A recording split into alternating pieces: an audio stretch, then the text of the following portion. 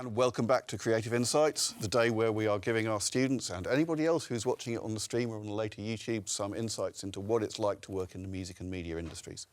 And I have with me this afternoon Ashleigh Davies. Ashleigh is a sound designer and audio engineer who also works for Solid State Logic. And we'll come back to that in a little bit. Yeah. And I have Cameron Blue, who is a technical manager at the O2 Academy, Oxford, who can bring us insights into live events and how all of that technical stuff works. I'd like to welcome Ashleigh and Cameron. Thank you very much for coming indeed. Thank you for having me. It's really good to see you again. I should mention that Ashleigh and Cameron are both ex-students at this college. So this is kind of living proof that if you come here and do our amazing courses, you can go on to have an amazing career. That's my advertising bit over. Ashleigh, I'll come to you first. So I've kind of followed you through your career. You left us, you went for an internship at Avid, who make Pro Tools, and then you worked your way up at Avid. Yep. And then Avid, things happened at Avid to everybody in the education team at Avid. Yes. And now you work for Solid State Logic. Yes. So how did that happen? So yeah, I studied here. I was here for 4 years, studying music tech, and then I did the HND, kind of left halfway through. And then, Avid, I was there for 10 years, and then now I'm working as the head of education for SSL, so developing their entire education to strategy and partnership programs so that we can start teaching students on SSL products. Okay. And Cam, coming to you.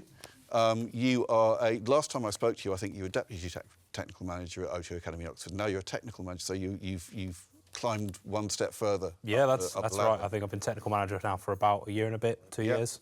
I originally started as deputy tech after being a regular freelancer for that for O2 Academy, Oxford. Before then, I was merely shadowing when I moved there for university.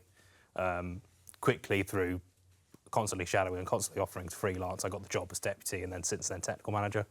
Okay, so I think we might come a little bit towards that journey and how that works for those of our students who want a career in live sound, and I know that we do have a few, how that kind of works in terms of doing the shadowing and working your way in and freelancing to a permanent role. Yep. I'm going to have come back to you, Ashleigh. So you work for SSL. And you told me, I mean, SSL sounds like a really cool place to work. It's amazing. It's amazing. Yeah. And you can tell me a bit about, I'm quite happy for you to tell me a bit more about Geek SSL. out, yeah. Geek out over SSL.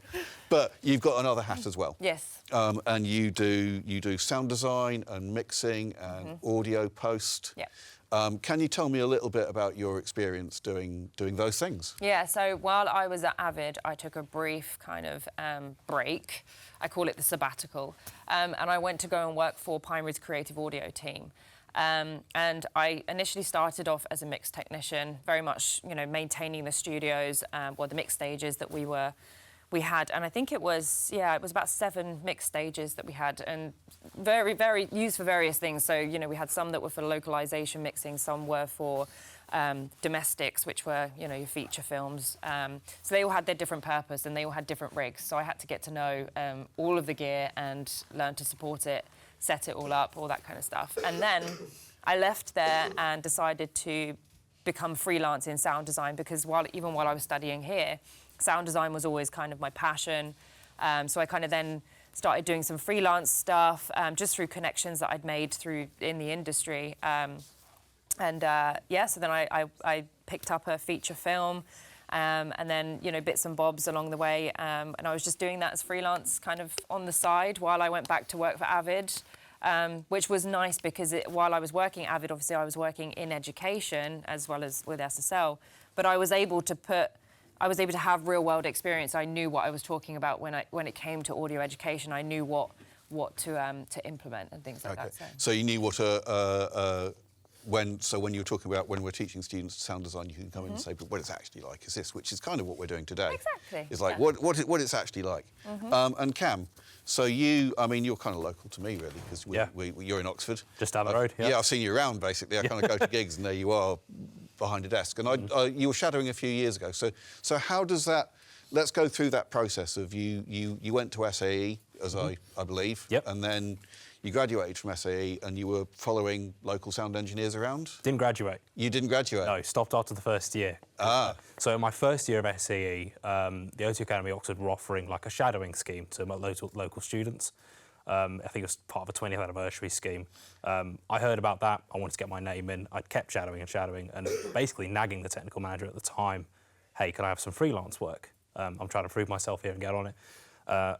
Proving myself through shadowing was the way to get in. So I kept doing that. The deputy job opened up in about 2019, and I took it, latter end of 2019. So I had the job for about a month. And then furlough. Yes, yeah, and then furlough, and then back raring to go afterwards. So yeah, it was basically using my knowledge from, coming here and learning about live sound, but putting it into a real environment. I mean, it's all good doing it in a classroom, but I think really you need to be in a venue, dealing with musicians, dealing with time crunches, to really learn how to do the skill. And that is what the shadowing was able to offer me. Yeah, from there. And that wasn't, I mean, from what I recall, that wasn't just in the O2, because I've seen you following local sound engineers around other venues. Yeah, it was getting my name around, really. There was a couple of venues in Oxford at the time that I'd work at as well, so the Bullingdon, the Cellar, a couple of warehouses as well, and rental companies. Yeah, it's all about getting your name out there and essentially showing that you can do this job. Yeah. And the only way to do this job is to do this job. And I think something that both of you have in common a little bit is a little bit of value in diversifying the skill set, because as I recall, I first saw you in the O2 behind a lighting desk, I think, and as I said, you've done sound design and mixing and these very technical roles, making sure everything works properly. Mm-hmm. So there's a kind of, can you maybe talk me through the sort of skill set that, because you think live sound engineer, they just do mixing desk, right? But I imagine that there's a range of other skills. And a sound designer does more than fiddle with samples. And I'd say in my environment especially, it's a lot of people skills. It's not just being able to do the job well on a desk. You have to be able to deal with people and manage expectations in a venue. Every venue is going to sound different. If a band's on a tour with a different engineer every night, you need to be able to manage those expectations and reassure them that you can do what they want to do, and also at the same time bring expectations down to say, look, we can't do all this, we need to do all that, let's focus on the important things. Yeah. So a lot of this job, I believe, is people skills. Maybe 60% of that, and the rest being technical skills. Yeah. So you have to kind of negotiate, so I'm coming in to play at the O2 so I'm playing downstairs at the O2 with my band to 1,000 people, which is quite unlikely, but So I'm doing that, and I'm saying to you, I want this, and you're saying, well, we can't necessarily deliver that, but we can do something. We'll do our best to get as close as. Yeah. Yeah. That's what we'd say. How does that work? Are there kind of artists who are difficult about stuff like that and throw their toys out the pram, or is it all quite... We generally get quite a good range of artists at our venue. We do have some artists that are a bit fussy about things, but the thing is, no venue is going to be perfect in the world, unless you're touring arenas in which you can make your own venue. But it's not... It's being able to deal with the tools that you have and sort of go, look, I know what you want is not here. We'll do our best to get close to it. Yeah. That tends to be the main idea. Yeah. So I'm going to kind of come back to both of you a little bit. I'm going to ask you this question that I've been digging down with all day is kind of, what's your day like? Because, I mean, sound design sounds amazingly cool. Being a mix technician, it sounds like I'm going to be on the mixing desk, but actually I'm spending a lot of time making things work. Mm-hmm. But then again, there are other things that you've done which maybe are more on that less making things work and more doing things element. So suppose I'm a freelance, imagine I'm a freelance sound designer. I want to be a freelance sound designer. I've listened to you and that sounds like an amazing job. Yeah. What does my day look like? I get up in the morning and... Yeah, well, so typically, it depends on where you are within the project, I guess, but, say we're starting from fresh, usually you make sure you get a cup of tea or a coffee, because caffeine is very much needed. You will be doing long hours because you will end up behind. That's normal. You're working to very, very tight deadlines. But, typically, I wouldn't be when I'm doing initial stages of sound design. In fact, the last feature film that I'd done was entirely remote. There was no in the studio until we got to the mix. So the last film I did both the sound design and the mix on. And I had another guy doing the mix with me. But, yeah, I mean, typically I would get up and very much work in my home studio, which is not you know, it's not really a studio, but it consists of speakers, a small interface, and a laptop. And I very quickly realised that actually my speakers, I couldn't even trust them. So I ended up working on my in-ears. I've got a set of moulded in-ears, which I highly recommend investing in. And I would just sit there on Pro Tools and I would do a rough run through of the entire film, so reel to reel. This one was a continuous film, so it means that it's not split up into reels, but majority of the time it is, but this one was just a bit different. I'd do a rough run through with my spotting sheet, go through anything that really stands out that needs filling in, so any gaps that are very, very poignant. Jot down the timestamps or the time code onto my spotting sheet. What sort of sounds am I looking for? You know, is it gravel that's missing? Is it a big truck? You know, things like that.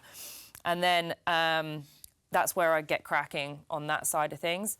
It only comes down to once you've filled in the bigger gaps, then you go through reel by reel and really fine tune those little bits, because there's always bits that you miss, you know.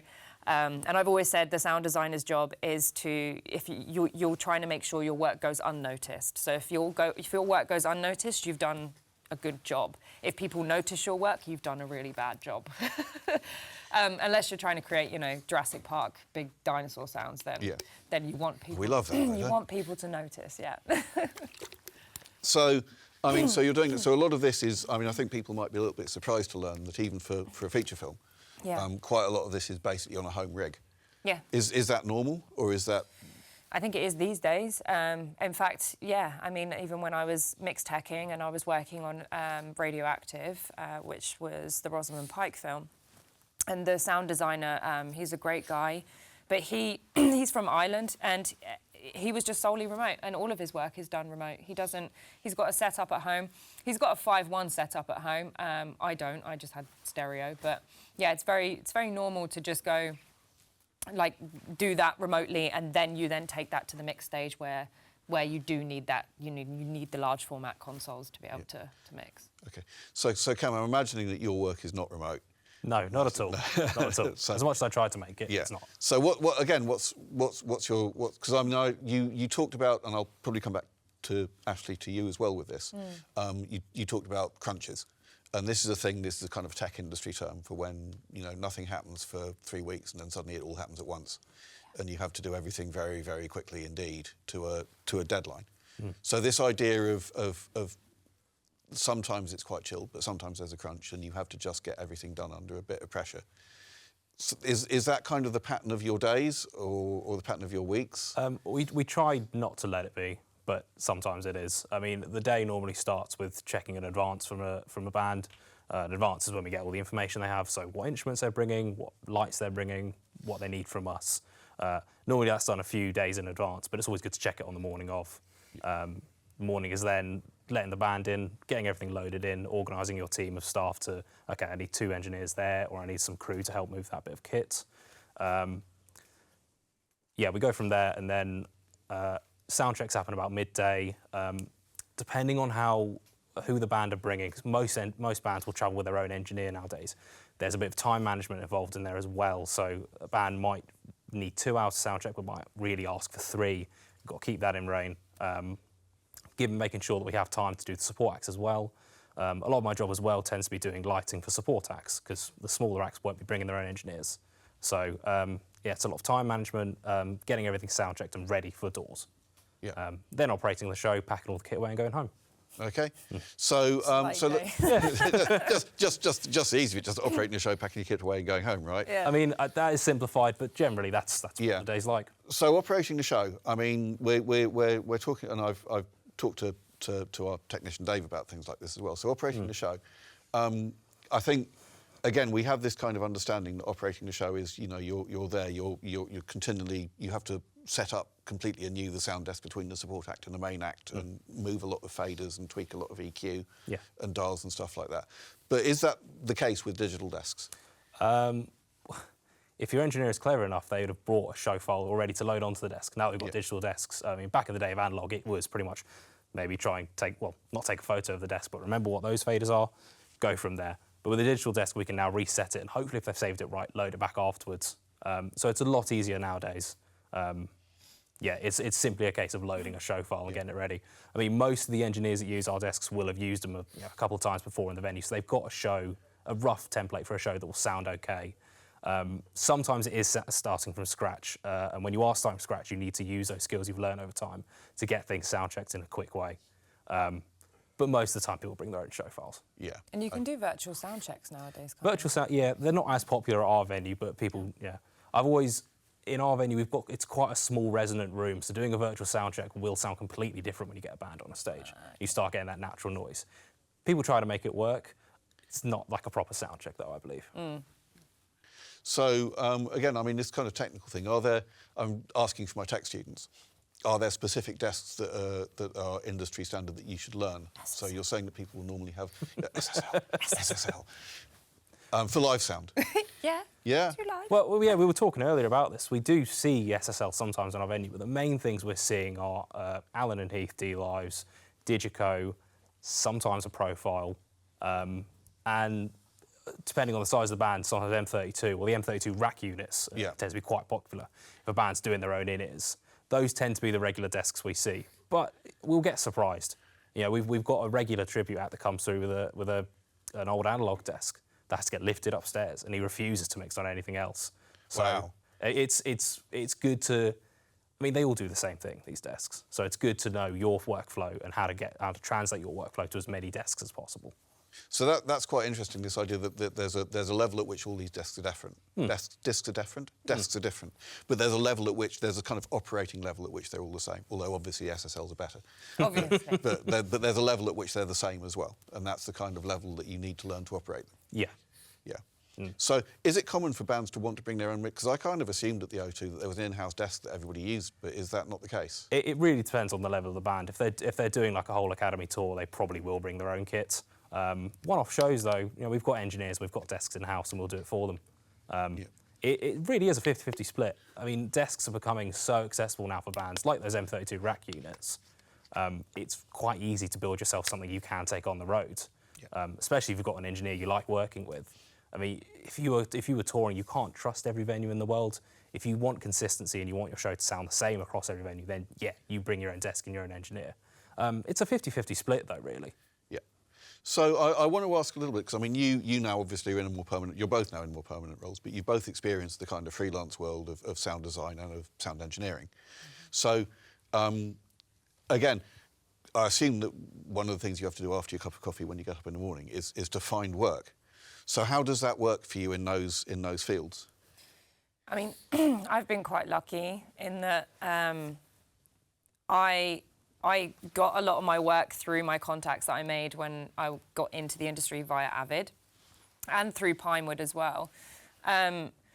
But there were occasions where certain things would pop up on LinkedIn. I would get a random direct message from somebody saying, hey, I've got this film that I see you're a sound designer. I had a weird one come through on Facebook. I was like, do people still use Facebook? I use Facebook. No, I know, I messaged you the other day on it. Yeah, but that's the only time, I haven't picked it up since, but I got a message through just from somebody on Facebook saying, I've got this film, I see you're a sound designer, would you be up for it? I unfortunately had to turn it down because I was taking this job at SSL. The timings just didn't kind of line up. But I've been quite lucky in that way that I've kind of built myself up within the industry as a whole, and kind of, as you say, get yourself out there, get your name out there, and the work has kind of come to me, which has been quite good. There's a level at which people call you rather than you calling them, which is nice. It's a nice place to be, but there has been times where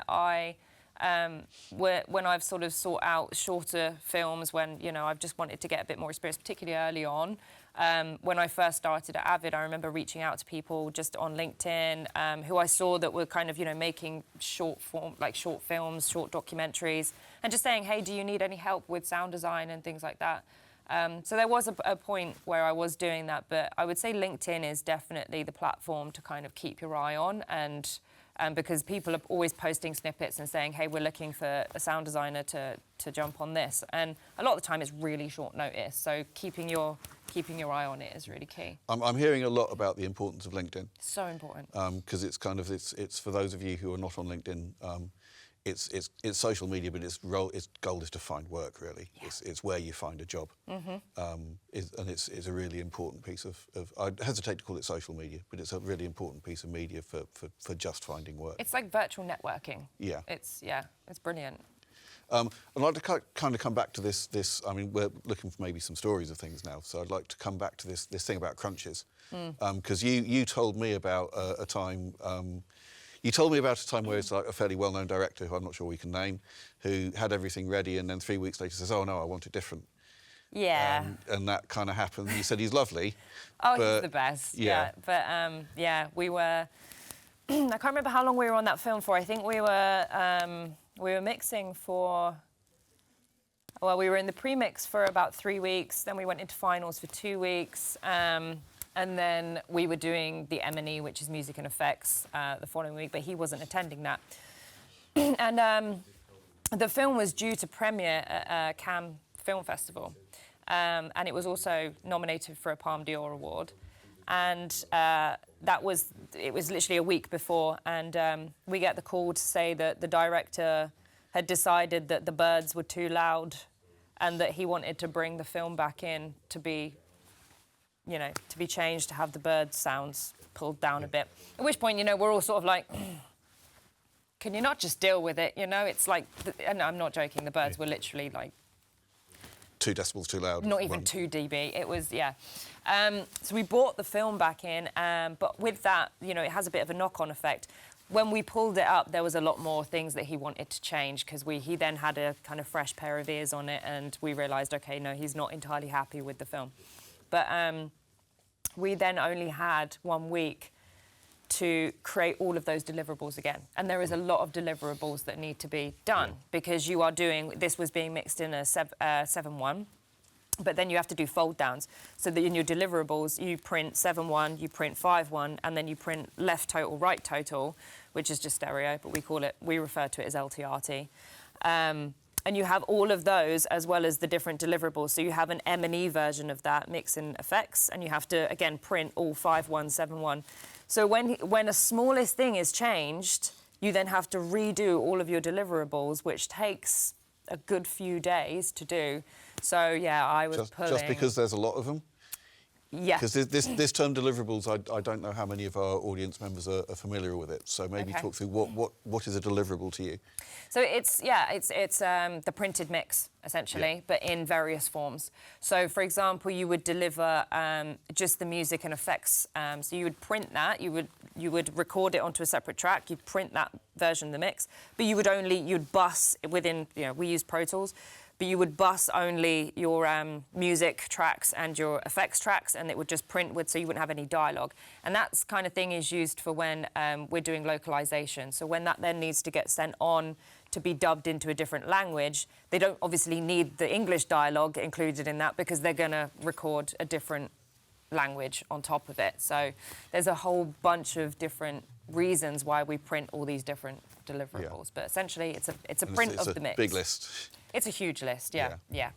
So Cam, is there something, I mean, can you maybe tell me a story about something, maybe, is there something that's happened at the last minute where, and we don't have to name any artists. It really depends what I'm allowed to talk about here. Yeah, I think maybe no names. I think maybe no, I mean, from my point of view, you can talk about whatever you like, but from your point of view, maybe it's not wise to name particular artists. Absolutely not. I don't think it's wise to name any artist whenever talking about an artist like this, because you never know what artist knows who, and when they're trying to get work with someone else. There was one particular show we had which they were just very rude people. They were very demanding of basically, they wanted the stage to be theirs, they wanted certain times. Very frequently at our venue, we do this thing called a club turnaround, where, so 10 o'clock, the gig will finish, we have an hour to turn around into a club, and then 11 o'clock, that's when our club starts. A lot of the money in these, I mean, it's the same with the Bullingdon, I believe, is that actually quite a lot of the money that the venue makes to keep going is made out of the club. Yeah, exactly that. And we need to do these events. As much as it sucks for a band, these do happen, and we advance it well ahead of time to make sure they know what's going on. This particular band we had were just refusing. We said, right, so your showdown is at 9:30, and you're going to curfew is at 10 o'clock? And they went, no, you'll have the stage back by 11:15. Like, no, that's not how this happens. This is our stage. You need to get out of here and change over in time. And they were just refusing to let our staff on the stage. this is where the people skills comes in. You need to be able to talk people out of these situations, because ego gets very inflated on a stage, and you need to be like, right, let's be realistic here. It's not going to make a good fit name for yourself if you're causing problems for us, because we're going to talk to each other. All the other venues are going to talk to each other and let them know that you are a horrible band. That's the only example I can think of. There are more stories from that day that I'll tell you in private. I think we don't have to. I think we shouldn't be saying some of this. Absolutely, yeah. But I think it does kind of highlight these kind of things. Is that quite often these last minute things happen, and quite often as well. Certainly in the live sound industry, I'm aware that the financial margins can be very tight. Yeah, absolutely. And I appreciate that. Musical artists in the audience might think financial margins are boring, but they're the things that make the difference between making a living and not. They make the industry go, unfortunately. Yeah, and these venues in Oxford, I'm quite familiar with them, and they will do. I like it. I'll be honest with you, I'm old and I want a cup of cocoa. So if the gig ends at 10, I'm super happy. Oh, me too. Seeing as I can go home, I can have a cup of cocoa, and I can get to bed, and and still get to work the next morning. Yeah. So I like that, but I think the younger audience do like it when it goes on, but they're going to the club. Yeah, exactly. And they're paying a tenner entry fee for the club or something. And Yeah, that's that's what kind of keeps the venue alive, because a lot of them go into. I've seen the queues. A lot of them go into the clubs. Yeah. Our drum and bass nights and our electronic nights tend to be more popular than anything else. You'll get people actually. I mean, it's rare to see queuing for a club nowadays. But with our events, we get quite well named artists that people will queue up to see. And that's why it's so important to get those changeovers done quickly in time to get the audience in. Yeah. Because the longer they're out on the street, the more grumpier they're going to get, and the worse time they're going to have. So do you do the club PAs as well, in terms of technical engineering and I mean, obviously you're not doing a live sound mix necessarily, unless it's I try not to. I try to let the casual techs deal with the clubs. But yeah, we're offering our services for them as well. A DJ's never turned up with their own engineer. We have to set everything for them. I mean, most DJs won't turn up with their own decks. We set everything up in time for them to use it. And it's important to know where everything plugs in. You have to think like a DJ, what are you going to want and how is this going to work? But yeah, we tend to provide all the production for the club nights, really. From video walls to lighting to audio, microphones and everything. So thinking like an artist is quite important as far as that kind of thing's concerned. Yeah. Okay, so I think we have a couple of minutes left to wrap up. I'd like to firstly thank you very much for coming, and I hope that we've given people a good insight into what it's like to work into your industries. I'd like to do a little bit of a reminder. We have one more of these sessions to go, where we are talking to Nico and Timmy from Digital Orchard, and that will take us through to the end of the day. In the meantime, I believe there are still podcasts happening in A3. It's been a tremendous day so far. Thank you so much for coming. Thank you. Thank you very much. I really hope that you've enjoyed it. Okay, I'm told that we're not doing any more podcasts. The podcasts are finished. So.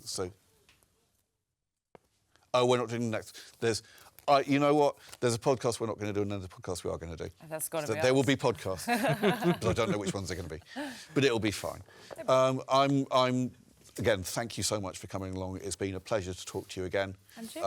And hopefully you've enjoyed it as well. Yeah. Thank you. Yeah. Okay. Cheers. Thank you very much, Ashleigh and Cam.